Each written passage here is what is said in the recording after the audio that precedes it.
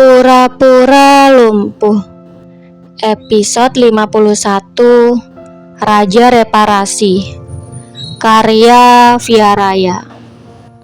Loh Pak, kok Prita sama Nafiras gak ada? Apa jangan-jangan mereka sudah pulang?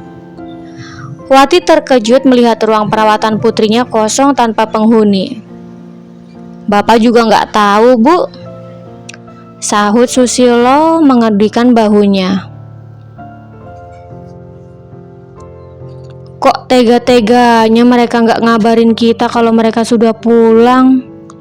Terus kita ngapain kesini pagi-pagi bawa makanan? Keluh Wati. Pagi-pagi buta, ia sudah bersibuk ria di dapur. Ia sengaja memasak banyak makanan, berencana membawa buah tangan untuk menantunya.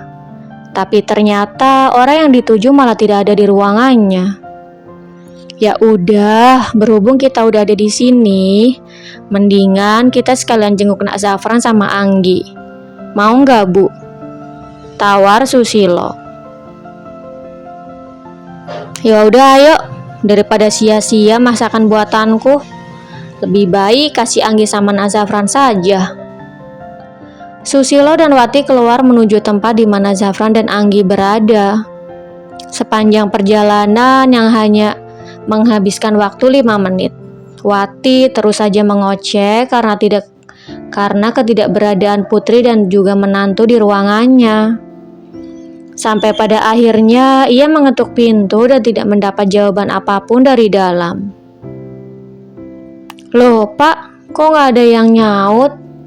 Jangan-jangan mereka udah pulang juga, kata Wati gusar. Lah iya Bu, coba buka dulu aja Bu, kita cek ke dalam, saran Susilo.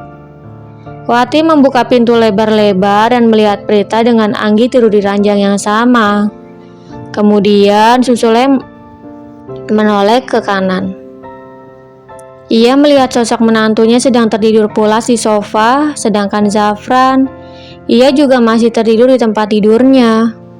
Ia baru memejamkan matanya subuh tadi karena semalaman ia tidak bisa memejamkan matanya. Ya ampun Pak, ternyata mereka ada di sini. Ngapain tidur sempit-sempitan? Ngapain tidur di sofa kalau punya ruangan sendiri? Kata Wati dengan suara yang menggema di sudut ruangan. Semua penghuni ruangan terbangun dengar suara yang menggema. Mereka sibuk merentangkan tangan dengan mulut yang terbuka lebar karena menguap. Loh, Ibu sama Bapak kok bisa ada di sini? Tanya Prita terkejut. Ya iyalah, Ibu sama Bapak di sini. Orang di ruangan kamu kosong, gak ada orang. Ibu pikir kalian udah pulang ke rumah, sahut Wati berjalan ke arah sofa. Ia meletakkan rantang makanan di meja. Nak Firas kenapa tidur di sofa? Tanya Wati. Prita diajak balik ke kamarnya gak mau Bu, jadi Firas yang ngalah tidur di sofa, sahut Firas mengatur posisi duduk. Mendengar ucapan menantunya membuat Susilo mengalihkan pandangannya menatap sang anak. Sepertinya ia harus mengingatkan Prita kembali agar bersikap baik pada suaminya. Sementara Prita, ia menyadari bagaimana perubahan raut wajah sang ayah. Ia hanya tersenyum kaku dan dilanjutkan dengan menunduk. Abis gue ntar kena omelan bapak. Dasar om-om nyebelin gak bisa disaring omongannya, batin Prita menyalahkan suaminya. Cubit aja Pritanya kalau gak mau nurut.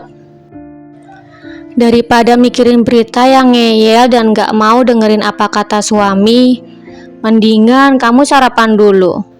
Abisin biar kenyang, biar kamunya punya tenaga buat ngomelin istri kamu yang gak tahu statusnya. Cerocos Wati sambil membuka satu persatu rantang bawaannya. Iya Bu, makasih, jawab Vira singkat.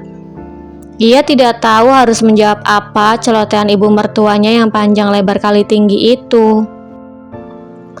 Ketiga orang yang berada di atas tempat tidur yang saat ini sedang menyandang status pasien, kini hanya sibuk memperhatikan Firas yang sedang menikmati sarapan paginya. Mereka menatap Firas sambil menelan ludahnya. Perut mereka pun ikut keroncongan mencium aroma masakan Wati, Ibu Prita. Om Firas nggak nawarin makan ke kita-kita. Celetuk Prita sambil mengusap-ngusap perutnya yang terasa keroncongan. Melihat Firas yang sedang makan, rasanya ia ingin turun dan ikut menikmati makanan itu. Nggak usah dengerin nyamuk yang berbicara, nak Firas. Mana ada pasien makan makanan rumahan. Yang ada makan makanan buatan rumah sakit. Sanggah Wati ketus. Firas tersenyum puas mendengar pembelaan dari ibu mertuanya. Ia mengedipkan matanya pada Prita tanda kemenangan. Berani-beraninya Prita membuat menantu kesayangannya tidur di sofa. Jadi terimalah hukuman dari kedua orang tuanya. Tapi sejak kapan Firas menjadi menantu kesayangan mereka? Bukankah mereka tidak pernah bertemu lagi setelah menikahkan putrinya dengan Firas? Tentu saja tidak. Firas selalu mengunjungi bapak dan ibu mertuanya tanpa sepengetahuan Prita. Hampir seminggu 2 kali ia menyempatkan diri datang di sela-sela kesibukannya. Sama seperti menyebut Prita pulang sekolah. Sesibuk apapun, ia berusaha menyebut istrinya tepat waktu. Kecuali jika ada hal penting yang benar-benar tidak bisa ia tinggal. Maka dengan berat hati, ia meminta istri kecilnya untuk pulang menggunakan taksi. Seminggu 2 kali itu, ia lakukan dalam hari yang tidak menentu. Kadang Senin, kadang Selasa, dan kadang di hari lainnya. Waktunya juga tidak menentu. Kadang siang, kadang sore, bahkan malam hari ketika ia pulang bekerja. Ia selalu membawa banyak makanan dan memberi mereka amplop berisi uang. Namun Susilo selalu menolaknya dengan tegas. Maaf nah Firas, kami tidak bisa menerima uang ini. Tolak Susilo mendorong pelan tangan Firas yang menyodorkan amplop berisi uang. Loh, kenapa Pak? Firas kan menantu bapak sama ibu. Anggap saja ini uang jajan yang Firas berikan. Tanya Firas mengernyitkan dahinya. Kamu pikir kami ini anak kecil? Daripada kamu memberi kami uang dan selalu kami tolak, lebih baik kamu cariin bapak pekerjaan. Bapak bosan kalau harus terus-menerus ada di rumah. Pinta Susilo. Lebih baik meminta dicarikan pekerjaan daripada harus menerima uang pemberian dari menantunya. Pekerjaan? Tanya Firas. Iya, pekerjaan. Jawab Susilo mantap. Firas nampak berpikir. Ia terlihat sangat bingung. Kira-kira pekerjaan apa yang cocok untuk bapak mertuanya? Pekerjaan bapak dulu apa? Tanya Firas mengorek informasi agar ia bisa menemukan pekerjaan yang cocok untuk bapak mertuanya. Bapak dulu kerja jadi buruh pabrik. Kerjanya ya ngotak-ngatik mesin yang rusak. Karena dulu bapak bekerja sebagai teknisi atau maintenance. Jelas Susilo mengenai pekerjaannya dulu. Dulu ia bekerja di sebuah perusahaan otomotif. Ia bekerja di sana selama hampir 20 tahun.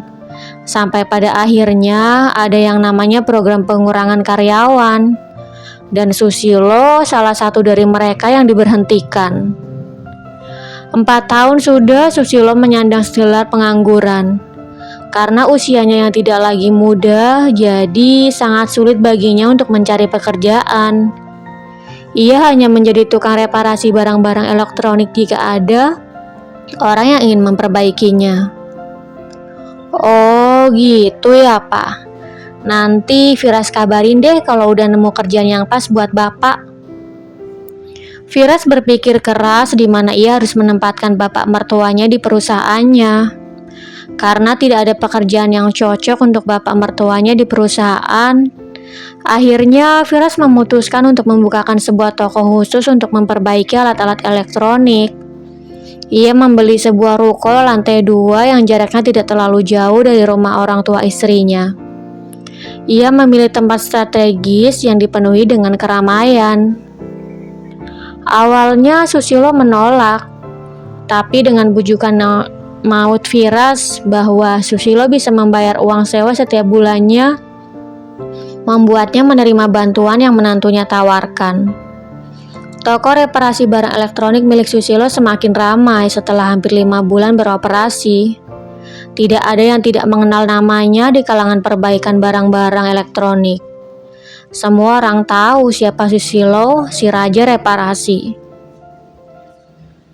"Prita, ayo ikut bapak ke ruangan perawatan kamu," ajak Susilo dengan raut datar. "Ntar aja pak, sekalian bareng sama Mas Vira sama ibu," jawab Prita dengan jantung yang tidak bisa dikontrol. Ia kembali memanggil Firas dengan sebutan Mas. Tiba-tiba ia mengingat peringatan sang ayah dulu. Jika ia bersikap tidak sopan pada Firas, maka Susilo tidak akan menganggapnya sebagai anak lagi. "Nggak usah, kita duluan aja, biar nanti mereka yang nyusul," kata Susilo masih dengan raut datar.